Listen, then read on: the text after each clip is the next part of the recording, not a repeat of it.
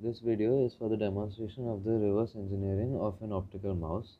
The mouse is an input device used to interact with the software within a computer. The outer covering of it, as you can see, is made mostly of plastic. Now let's look inside into the inner circuitry of the mouse.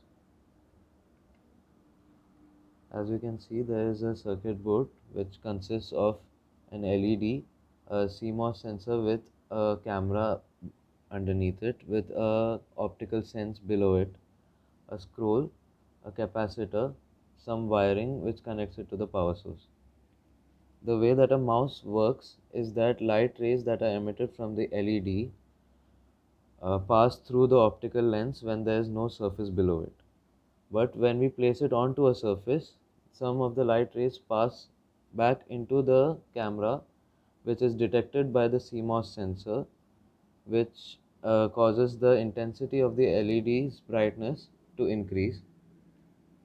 This indicates the activation of the CMOS sensor.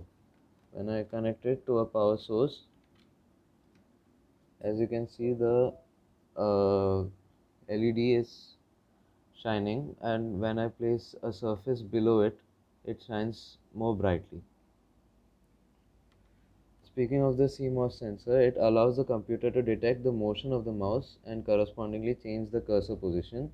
It captures the images of the mouse's position and stores it in its memory. Its processing unit interprets the motion of the mouse and sends the signal to the computer, allowing it to move the cursor accordingly. Finally, the scroll of the mouse is used to move the pages up and down. It is it does this by sending opposite signals for the clockwise and anti-clockwise rotation of the scroll.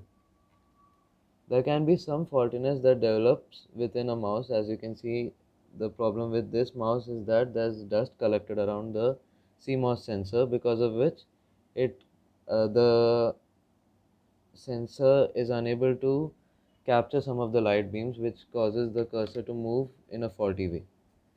Okay. This is the optical lens that is present below the circuit board of the mouse. This is the lens through which the light beams pass from the LED outside through the covering of the mouse.